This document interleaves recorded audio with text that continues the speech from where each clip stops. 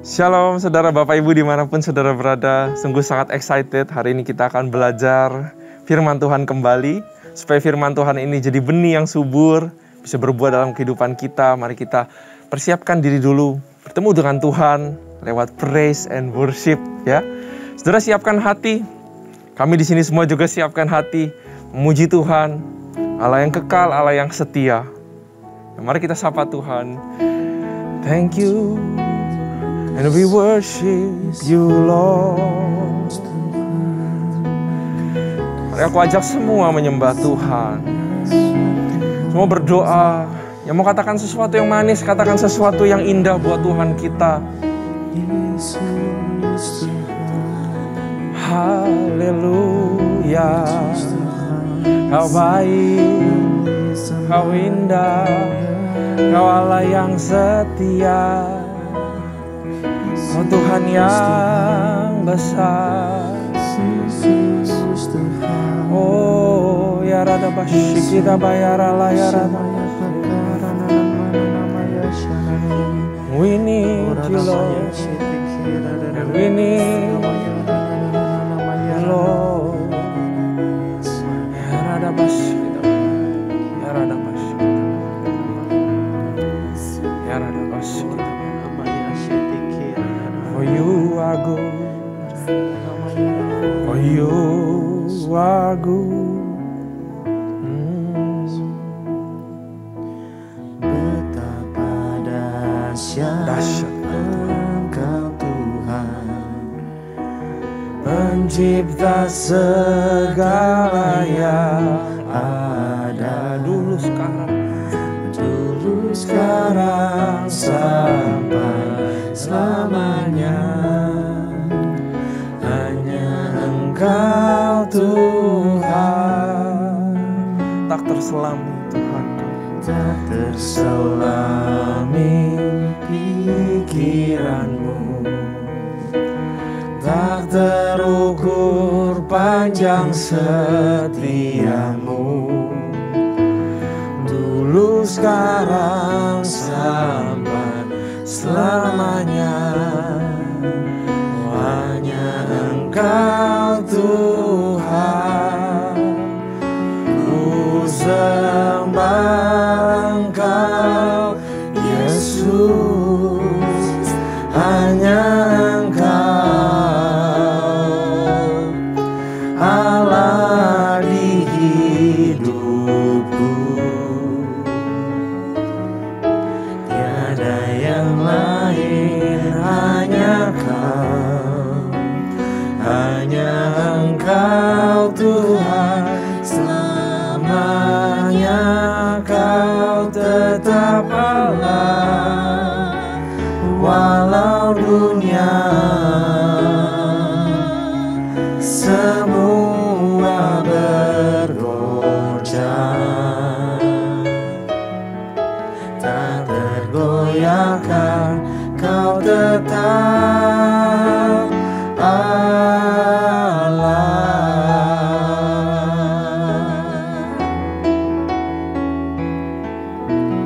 Betapa dahsyat Engkau Tuhan, Pencipta segala yang ada, dulu sekarang sampai selamanya. Hanya Engkau Tuhan,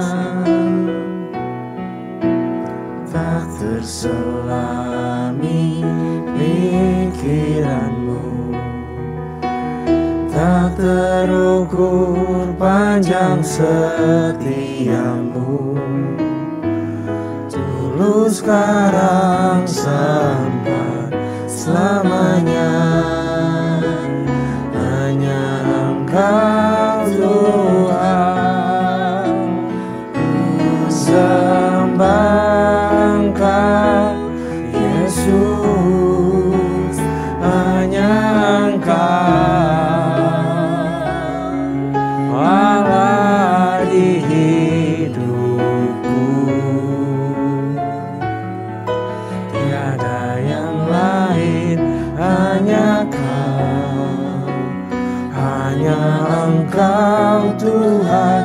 selamanya Kau tetap Allah, walau dunia semua bergoncang, tak tergoyahkan Kau tetap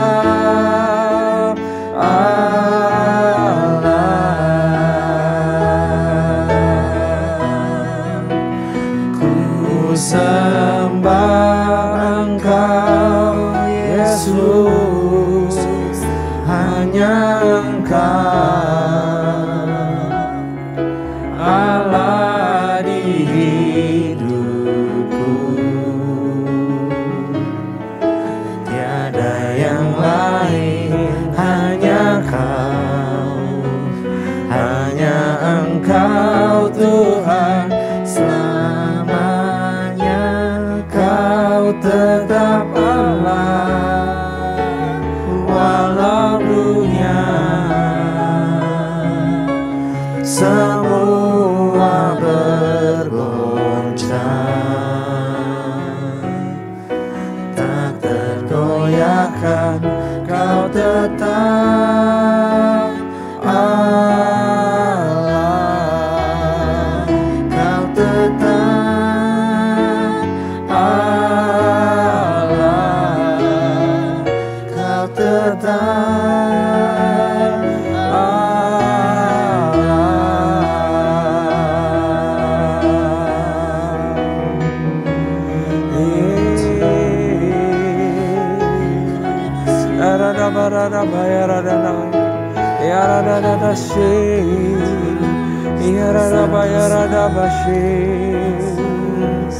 Allah yang besar, mari kita sembah Tuhan, mari kita puji Dia, Allah yang tak tergoyahkan, Allah yang kekal, Allah yang setia.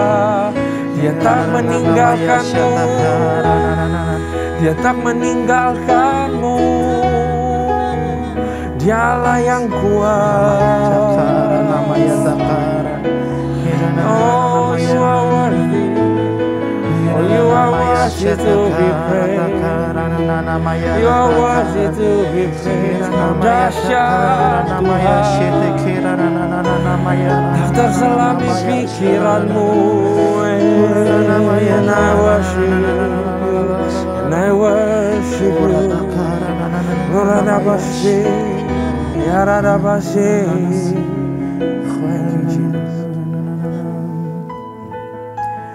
Besar dan ajaiblah karyamu.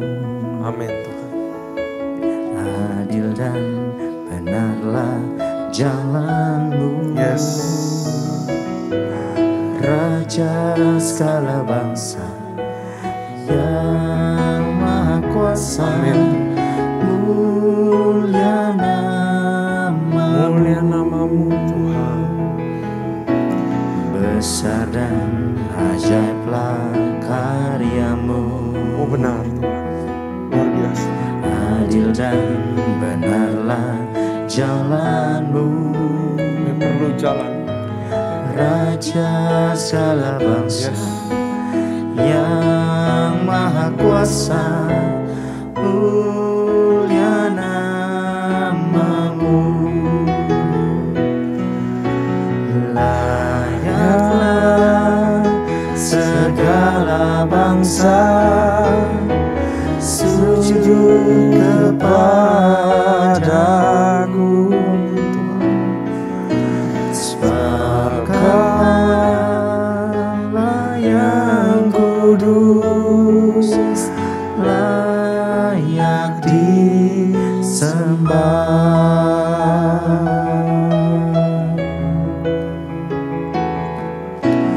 Besar dan ajaiblah karyamu,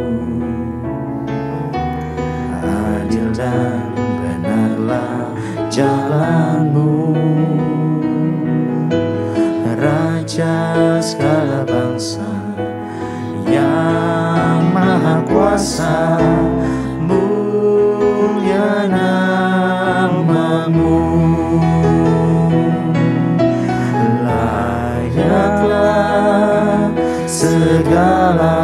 bangsa sujud kepadamu, sebab Kaulah yang kudus, layak disembah. Layaklah segala bangsa sujud kepadamu, sebab Kaulah yang kudus, layak disembah.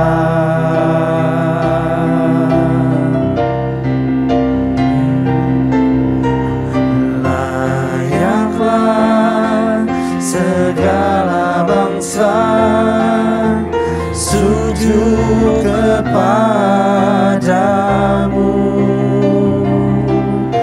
sebab Kaulah yang kudus, layak disembah.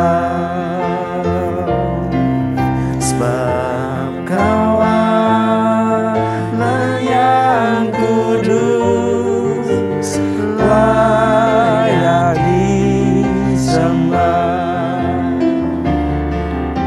Sebab Kaulah yang kudus, layak disembah.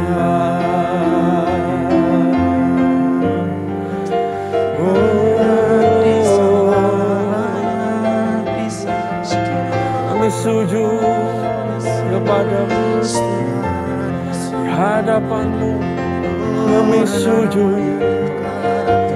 Kau Allah yang layak, Kau Allah yang layak, Kau kudus, kudus, Engkau mulia, let you be glorified, layak disembah. Ya Radabashi, Ya Radabashi. Oh,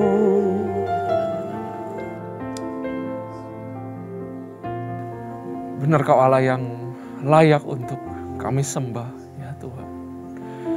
Berdoa biar segala bangsa, Tuhan, boleh datang, berbalik dari jalan yang salah, dan datang sujud menyembah Engkau, ya Tuhan. Ajaib, besar, dan agung karya-Mu. Dan Kau jadikan kehidupan kami karya-Mu, Tuhan. Apa yang bisa kami balas selain puji dan sembah kepada Kau, Tuhan, Allah yang luar biasa. Terima kasih buat kehidupan kami. Terima kasih buat keluarga kami. Terima kasih buat pekerjaan kami, Tuhan. Kau baik. Kau sungguh baik. Bapak urapi berkati kami semua. Membaca firman-Mu, karena kami gak bisa mengerti tanpa Roh-Mu yang menyingkapkan apa yang kami butuh. Roh Kudus berikan rema yang spesifik kepada setiap kami, supaya gak lewat begitu aja, tapi jadi sesuatu yang kami simpan dalam hati kami. Makasih Tuhan, makasih ya Bapa. Kami siap masuk baca dalam firman, kami siap belajar Alkitab. Hanya di dalam nama Tuhan Yesus kami berdoa, puji syukur buat Engkau. Haleluya, amin. Sekali lagi salam damai sejahtera buat saudara, Bapak Ibu dimanapun saudara berada. Apa kabarnya? Saya percaya Tuhan selalu beserta kita. Firman-Nya selalu beserta kita. Amin ya. Saudara, kita masih di Keluaran. Kita akan baca hari ini Keluaran 32.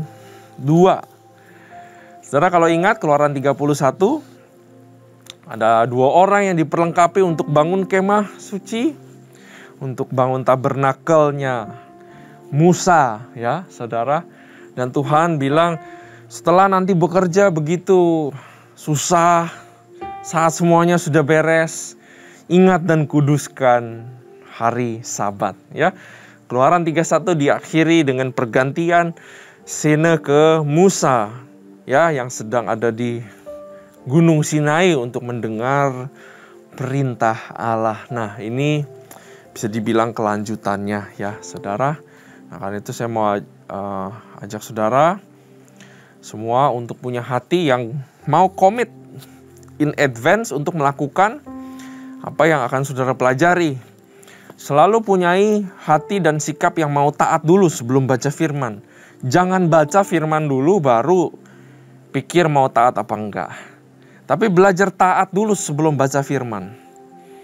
Karena dengan sikap hati seperti itulah Tuhan akan singkapkan sesuatu. Dan ketaatan kita itu bukan untuk mengekang, tapi ketaatan kita adalah untuk kemerdekaan. Supaya kita tetap bisa menyembah Tuhan, ikut Tuhan, mendapatkan sebuah mahkota kehidupan, ya. Saudara, anak lembu emas, Keluaran 32 dari ayat 1 sampai dengan ayat 35, saudara, ya. Mari kita baca Keluaran 32 ayat 1. Anak lembu emas, ketika bangsa itu melihat bahwa Musa mengundur-ngundurkan turun dari gunung itu, katanya, maka berkumpullah mereka mengerumuni Harun dan berkata kepadanya, mari buatlah untuk kami Allah yang akan berjalan di depan kami, sebab Musa ini orang yang telah memimpin kami keluar dari tanah Mesir, kami tidak tahu apa yang telah terjadi dengan dia. Bangsa Israel kehilangan sosok pemimpin. Makanya dia bilang ke Harun, bikinin kami sebuah objek. Mungkin kebiasaan namanya pagan worship waktu di Mesir, di mana untuk memvisualisasi harus ada objek. Kalau enggak akan berasa seperti domba yang hilang arahnya, ya. Nah, saudara, ayat 1 aja udah bikin kita mengerti satu hal. Saya dapat ini, saudara, bahwa bangsa Israel adalah bangsa yang insecure. Baru ditinggal sebentar, saudara, udah langsung merasa kayak, aduh, kok diam di sini? Saya harus ngapain ini? Padahal bukankah ada Harun di situ, ya?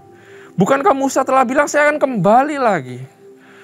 Bukankah bangsa Israel udah lihat tangan Tuhan yang kuat? Telah dilewati satu demi satu. Ada tiang awan dan tiang api. Tapi baru sebentar aja rasanya seperti Tuhan menyembunyikan wajahnya. Mereka sudah kocar-kacir. Insecure. Apa saudara insecure? Mungkin saudara sekarang dalam masa kekeringan. Gak pernah dapat breakthrough nih, doa gak dijawab-jawab. Mungkin kita yang lagi saat teduh, kita baca firman Tuhan kok kayak sekedar lewat, gak dapat sesuatu, ya kita puji sembah Tuhan, kita worship. Mungkin saudara ambil gitar, saudara buka YouTube, saudara nyanyi di hadapan Tuhan, kok rasanya gak dapat greget gitu sama Tuhan. Sebenarnya kadang-kadang Tuhan selalu ada, tapi kadang-kadang dia bisa menyembunyikan dirinya. Makanya di Mazmur tertulis kadang-kadang Daud bilang, Tuhan jangan sembunyikan dirimu. Sama kayak bangsa Israel, dia insecure. Apakah kita insecure? Justru saat kita hadapi insecure, bukannya seperti bangsa Israel cari Tuhan lain, bukannya seperti bangsa Israel cari perbuatan lain atau cari pegangan yang lain, ya, tapi haruslah kita cari Tuhan. Justru disinilah kita belajar percaya. Kalau bangsa Israel belajar percaya, nggak ada ini perikop anak lembu emas, ya. Tapi bisa dimengerti, karena Israel yang baru keluar dari Mesir adalah kerohanian seperti bayi yang sedang dituntun sama Tuhan, karena itu harus 40 tahun di padang pasir. supaya dibentuk menjadi lebih dewasa. Nah, kita yang sudah lebih dewasa, kalau saudara merasa lebih dewasa, saat kita menghadapi sesuatu yang rasanya kering, justru di situ saatnya harus percaya sama Tuhan, ya. Musa mengundur-ngundurkan turun dari gunung itu. Saudara kalau baca firman Tuhan, saudara harus tandai kata-kata apa yang sepertinya jumping atau lompat dan rasanya saudara kayak tahu. Ini kata-kata ini ada sesuatu. Saya garis bawahi di sini Musa mengundur-ngundurkan. Siapa bilang Musa mengundur-ngundurkan? Emang Musa kesana main-main? Ya benar gak? Kalau umat Israel ngerti saudara, Musa ke situ bisa-bisa salah mati di hadapan Tuhan. Tapi dia ke situ untuk bawa sesuatu yang berharga buat bangsa Israel. Masakah mau ngundur-ngundur?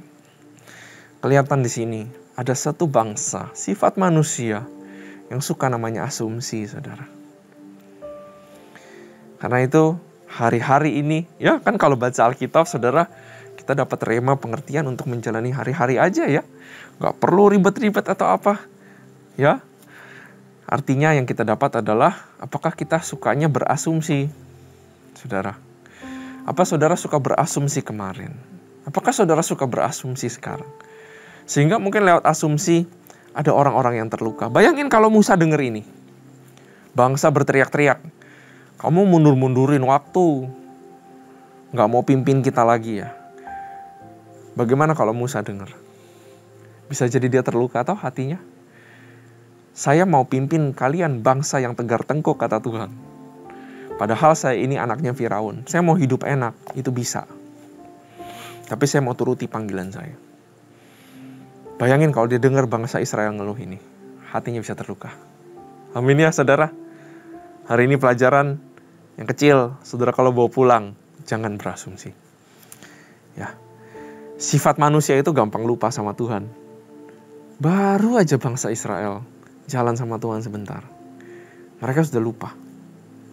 Ya, baru aja di pasal 31 kalau mundur 1 ya saudara. Baru aja bilang hari Sabat, artinya kamu ingat Tuhan. Baru sebentar ditinggal Musa, udah lupa lagi sama Tuhan.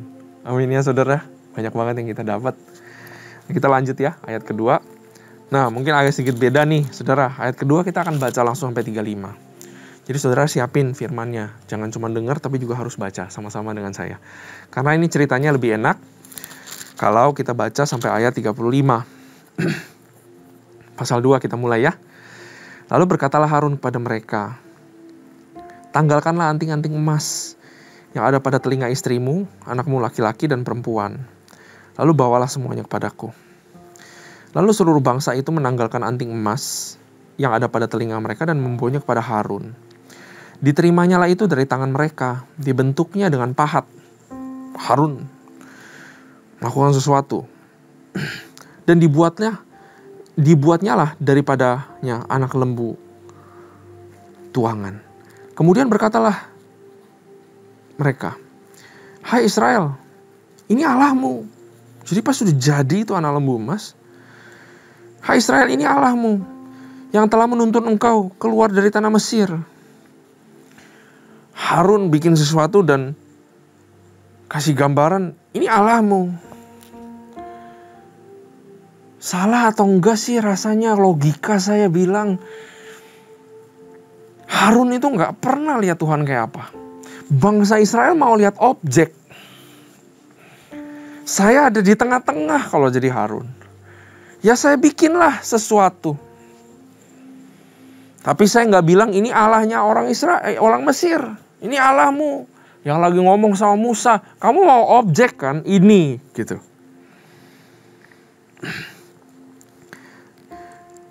Ayat 5 ya. Ketika Harun melihat itu, didirikannya lah mezbah di depan anak lembu itu. Berseluruh Harun katanya, besok hari raya bagi Tuhan. Dan keesokan harinya, pagi-pagi, maka mereka mempersembahkan korban bakaran dan korban keselamatan. Sesudah itu duduklah bangsa itu untuk makan dan minum, kemudian bangunlah mereka dan bersukaria. Nah, bangsa Israel udah dapat patung, mereka udah tenang ya. Benar atau salah nanti kita lihat di belakang.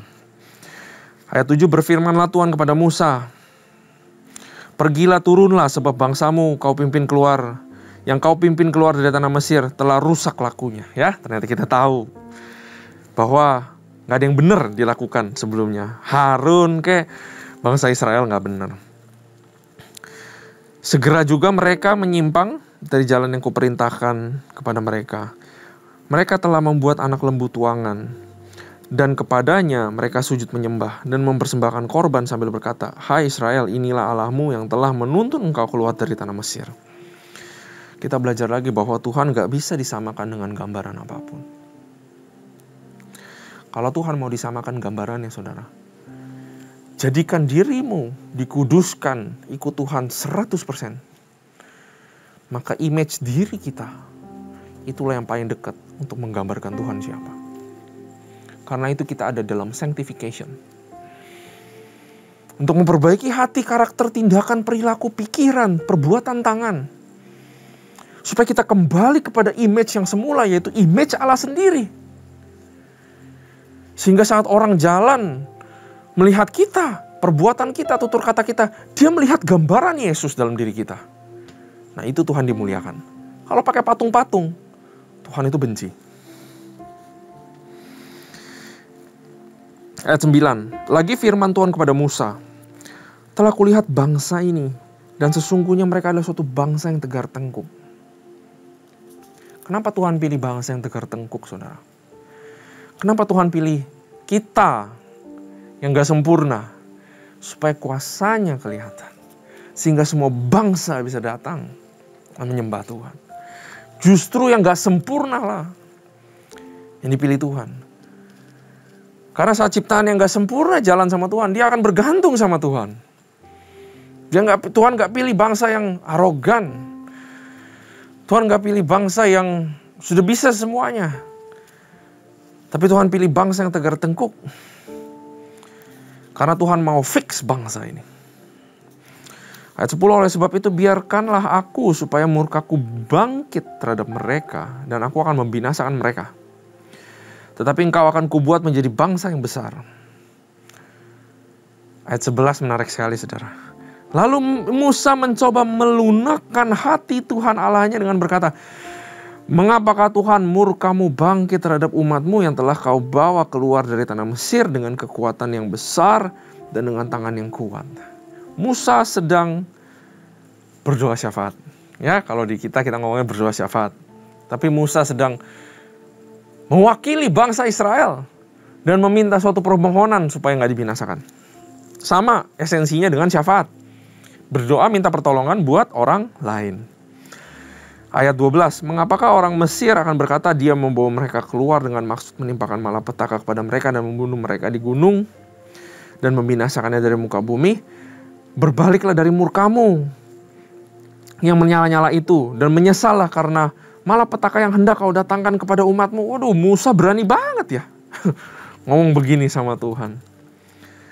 Tapi mungkin beginilah orang yang dekat sama Tuhan ya.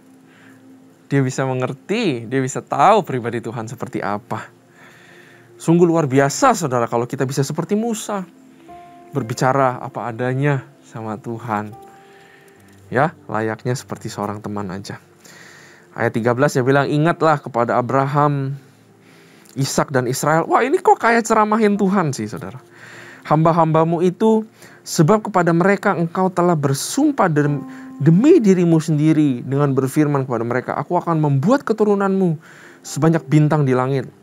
Dan seluruh negeri yang telah kujanjikan ini akan kuberikan kepada keturunanmu supaya dimilikinya untuk selama-lamanya.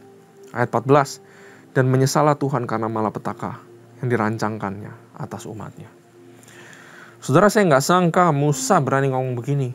Karena Musa juga mulai cinta dan peduli kepada bangsanya sendiri. Dan itu dilihat Tuhan sebagai satu kebenaran. Dan itu dilihat sama Tuhan sebagai dalam tanda kutip sebuah mata uang untuk negosiasi sama Tuhan. Waktu Tuhan lihat Musa ngomong begitu, Tuhan lihat jauh ke dalam. Musa mengasihi bangsanya. Dia memang tepat pemimpin yang aku pilih. Saya bersyukur saya ada di gereja ini CK7. Punya gembala, Dr. Yanto, yang mengasihi dombanya. Karena itu saya percaya, sama seperti Musa berdoa dan didengar Tuhan di tempat ini. Saya percaya gembala yang cinta kepada dombanya, kata-katanya didengarkan Tuhan. Amin, saudara. Mungkin saudara gembala cool. Mungkin saudara gembala rumah tanggamu, kepala rumah tangga, ibu rumah tangga. Mungkin saudara pemimpin di perusahaan. Saudara adalah gembala-gembalanya Tuhan. Yang mau bilang bahwa waktu kita mengasihi apa yang dipercayakan Tuhan kepada kita, jangan lupa bersyafaat dan minta sesuatu sama Tuhan. Karena Tuhan dalam tanda kutip melihat kasih yang kita punya kepada anak-anak kita itu sebagai mata uang. Ya, gak enak ngomong mata uang, saudara. Tapi sesuatu yang berharga yang Tuhan lihat. Sehingga Tuhan mau mendengarkan kita. Ayat 15. Setelah itu berpalinglah Musa. Lalu turun dari gunung dengan kedua loh hukum Allah dalam tangannya. Loh-loh yang bertulis pada kedua sisinya. Jadi kalau ada loh ya, dari kedua sisi bertulis, saudara. Ketika Yosua mendengar suara bangsa itu bersorak, berkatalah ia kepada Musa, ada bunyi sorakan peperangan kedengaran di perkemahan. Tetapi jawab Musa, bukan bunyi nyanyian kemenangan, bukan bunyi nyanyian kekalahan, bunyi orang menyanyi berbalas-balasan, itulah yang kudengar. Dan ketika ia dekat ke perkemahan itu dan melihat anak lembu dan melihat orang menari-nari, maka bangkitlah amarah Musa. Saya udah doain capek-capek.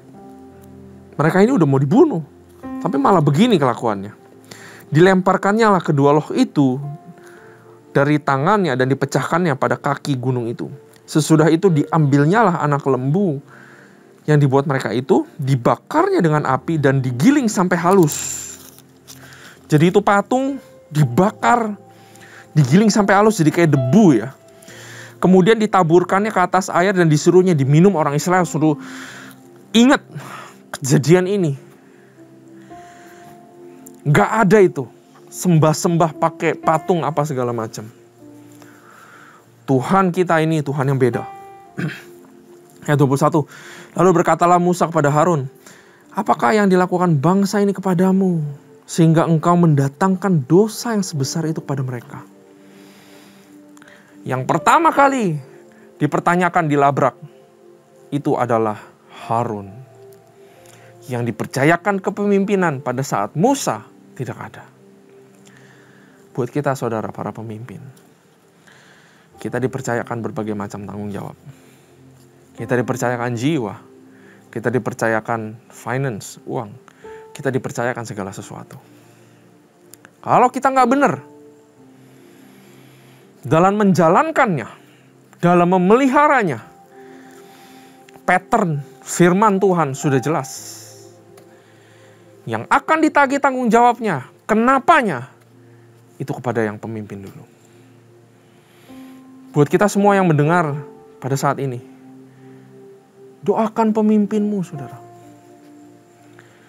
Supaya mereka benar dan terjaga kehidupannya. Karena mereka punya beban yang berat di dalam pundaknya. Hargai pemimpin juga. Ayat 22, tetapi jawab Harun, janganlah bangkit amarah Tuanku, engkau sendiri tahu bahwa bangsa ini jahat semata-mata. Mereka berkata kepadaku, buatlah untuk kami Allah yang akan berjalan di depan kami, sebab Musa ini orang yang telah memimpin kami keluar dari tanah Mesir, kami tidak tahu apa yang terjadi dengan dia. Lalu aku berkata kepada mereka, siapa yang empunya emas haruslah menanggalkannya. Mereka memberikan kepadaku dan aku melemparkan ke dalam api, dan keluar anak lembu. Padahal di ayat sebelumnya kita lihat bahwa Harun membuatnya dengan baik-baik. Nggak cuma lempar ke api jadi anak lembu. Gitu. Ayat 25. Ketika Musa melihat bahwa bangsa itu seperti kuda terlepas dari kandang, sebab Harun telah melepaskannya, sampai menjadi sebuah cemooh bagi lawan mereka, maka berdirilah Musa di pintu gerbang perkemahan itu serta berkata, siapa yang memihak kepada Tuhan, datang kepadaku. Lalu berkumpullah kepadanya seluruh Bani Lewi. Berkatalah ia kepada mereka, beginilah firman Tuhan Allah Israel, baiklah kamu masing-masing mengikatkan pedangnya pada pinggangnya dan berjalanlah kian kemari melalui perkemahan itu dari pintu gerbang ke pintu gerbang, dan biarlah masing-masing membunuh saudaranya dan temannya dan tetangganya. Bani Lewi melakukan seperti yang dikatakan Musa, dan pada hari itu tewaslah 3.000 orang, kira-kira 3.000 orang dari bangsa itu. Kemudian berkatalah Musa, baktikanlah dirimu mulai hari ini kepada Tuhan, masing-masing dengan membayarkan jiwa anak laki-lakinya dan saudaranya, yakni supaya kamu diberi berkat pada hari ini. Keesokan harinya berkatalah Musa kepada bangsa itu, kamu ini telah berbuat dosa besar, tetapi sekarang aku akan naik menghadap Tuhan lagi. Mungkin aku akan dapat mengadakan perdamaian karena dosamu itu. Lalu kembalilah Musa menghadap Tuhan dan berkata, bangsa ini telah berbuat dosa besar, sebab mereka telah membuat Allah emas bagi mereka. Tetapi sekarang kiranya engkau mengampuni dosa mereka itu. Dan jika tidak, hapuskanlah kiranya namaku dari dalam kitab yang telah kau tulis. Tetapi Tuhan berfirman kepada Musa, siapa yang berdosa kepadaku, nama orang itulah yang akan kuhapuskan dari dalam Alkitabku. Tuhan bilang bahwa dosa ya dosa. Mau pakai alasan apa, dosa ya dosa. Aku gak bisa ngedinai diriku bahwa dosa ya harus dihukum. Akan ada hukuman. Tetapi pergilah sekarang, tuntunlah bangsa itu ke tempat yang telah kusebut kepadamu. Akan berjalan malaikatku di depanmu. Tetapi pada hari pembalasanku itu, aku akan membalaskan dosa mereka kepada mereka. Demikianlah Tuhan menulahi bangsa itu, karena mereka telah menyuruh membuat anak lembu buatan Harun itu. Untuk memimpin bangsa yang seperti kuda liar, memang kadang-kadang dibutuhkan tangan besi, saudara. Ya, kita lihat, dosa ya dosa. Ya, Harun terdesak. Ya, saya terdesak begitu banyak orang dan saya nggak tahu gambaran Allah seperti apa. Ya udahlah, saya bikin aja, gitu. Mungkin kita sekarang nggak lihat Harun dihukum, saudara. Tapi kelanjutannya kita akan melihat kesusahan-kesusahan terjadi. Harun, 2 putranya meninggal dan Harun sendiri nggak masuk ke dalam tanah Kanaan. Mungkin kita bisa lihat itu adalah fakta di mana Harun dihukum. Kita nggak pernah tahu Tuhan menghukum itu seperti apa. Karena hukuman atau judgment itu dari Tuhan sendiri di hakimnya. Ya. Tapi yang kita tahu adalah dosa ya dosa. Pasti ada akibat yang nggak baik kalau kita melakukan perbuatan dosa. Ya. Nah, patung lembu emas melambangkan ilah lain atau Tuhan lain di dalam kehidupan.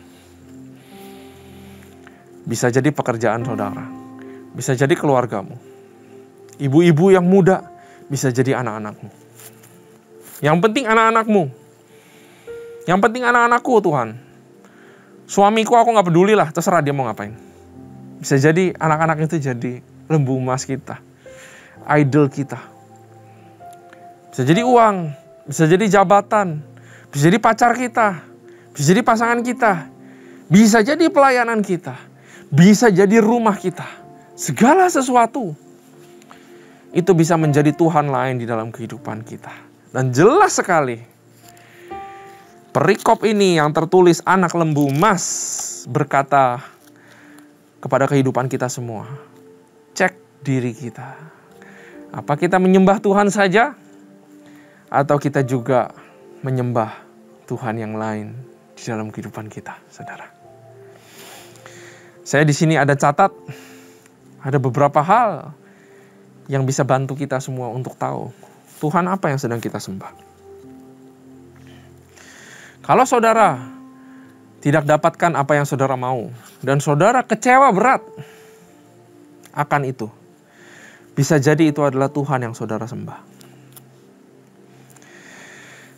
Untuk apa saudara berkorban dan untuk apa saudara menaburkan finance-mu ke sana?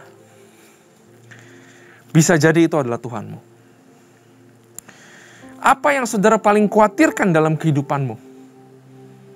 Itu adalah, bisa jadi, itu adalah Tuhan yang lain yang kau sembah.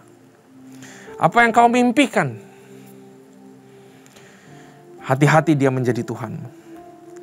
Kalau saudara sedang sedih, terluka, saudara mau cari kenyamanan kemana? Bisa jadi itu Tuhan ya saudara. Saudara pengen dihargai, diapresiasi, ditepuk tangan sama siapa?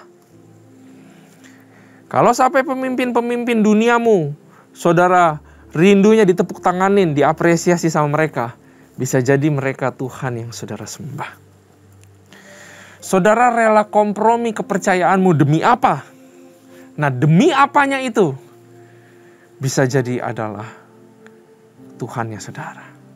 Firman ini ajarin kita untuk menyingkirkan Tuhan yang lain. Untuk membakar Tuhan yang lain. Tapi hanya beribadah kepada Tuhan saja. Satu yang terakhir saudara. Saya mau ingatkan kembali tadi. Orang yang taat akan panggilan seperti Musa. Orang yang mau melakukan apa yang Tuhan perintahkan. Dia dianggap orang yang dekat dengan Tuhan. Dan tadi kita lihat bahwa Musa bersyafaat untuk bangsa Israel. Karena itu saudara, ini mengingatkan kita kembali bahwa janganlah berhenti berdoa untuk bersyafaat buat orang-orang di sekitar. Karena Tuhan mendengarkan. Milikilah kasih kepada orang-orang. Doakan mereka. Dan selalu ingat, kalau berdoa bukan untuk kemuliaan orang itu.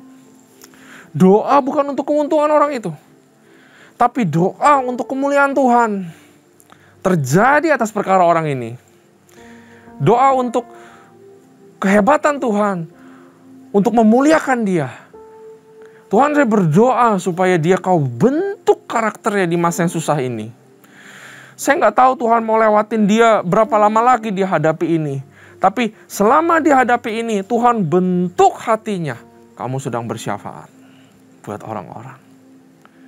Amin saudara. Kita belajar sungguh sangat banyak sekali dari firman Tuhan ini. Saya encourage saudara baca ulang. Supaya saudara dapat revelation. Dan saudara dapat sesuatu yang saudara bisa pegang.